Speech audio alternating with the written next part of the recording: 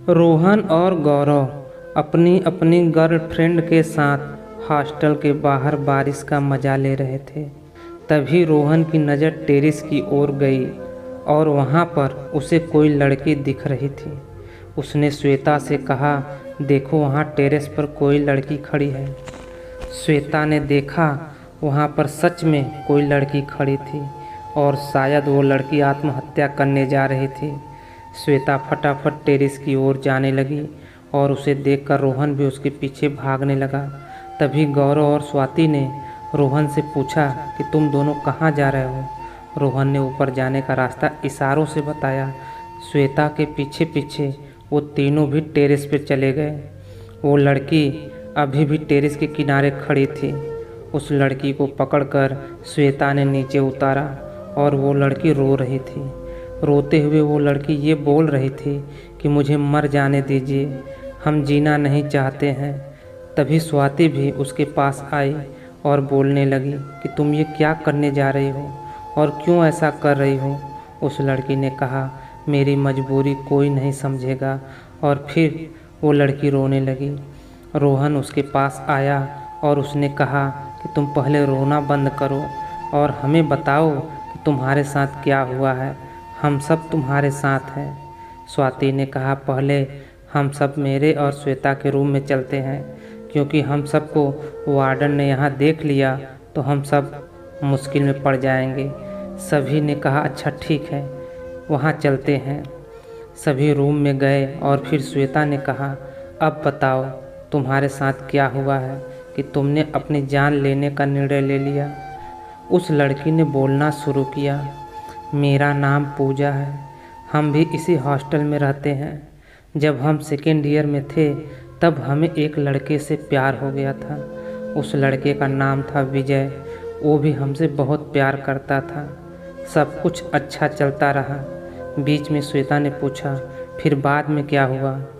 पूजा ने कहा, एक दिन विजय हमें उसके किसी दोस्त के घर पर ले गए और हमें वहाँ पर एक कमरे में ले गए। मैंने बोला, तुम ये क्या कर रहे हो, मुझे कहाँ ले जा रहे हो। उसने मुझसे कहा कि तुमको मुझ पर भरोसा नहीं है। मैंने कहा, मुझे तुम्हारे पर पूरा भरोसा है। वो उस रात मेरे पास आए, हमने मना कर दिया पर फिर भी वो नहीं माने। उस रात वो हमारे बहुत करीब आ गए थे, हमें उस पर पूरा भरोसा था। लेकिन तभी स्वाति ने कहा, लेकिन क्या, पूजा बोलो। पूजा ने कहा कि कुछ ही दिनों के बाद मुझे पता चला कि मैं पेट से हूँ। मैं तब बहुत डर गई थी। मैंने ये बात विजय को भी बताई थी, लेकिन उसने मुझसे रिश्ता तोड़ लिया। विजय ने हमें और हमारे बच्चे को अपनाने से मना कर दिया। अब हम क्या करते। अगर ये बात सबको पता चल गई तो हम किसी के सामने मुंह दिखाने के लायक भी नहीं रहते। इतना बोलकर वो रोने लगी। उन चारों ने कहा, तुम शांत हो जाओ, हम सब तुम्हारे साथ हैं। तभी वार्डन वहाँ से गुजर रही थी। उसने कमरे की बत्ती जली हुई देखी तो दरवाज़ा खटखटाया।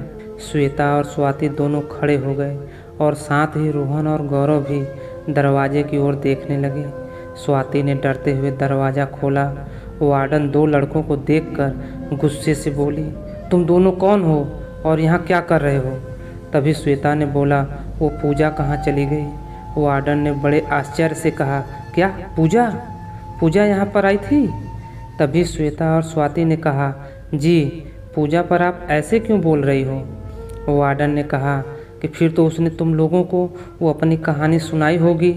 वो चारों ने कहा, हाँ, हमें सुनाई उसने उसकी कहानी, पर ये सब आपको कैसे पता चला। तभी वार्डन ने कहा, अब मैं जो तुम लोगों को बताने जा रही हूँ वो बात केवल हमारे 5 के बीच में ही रहने देना। चारों ने कहा, अच्छा ठीक है, बताओ।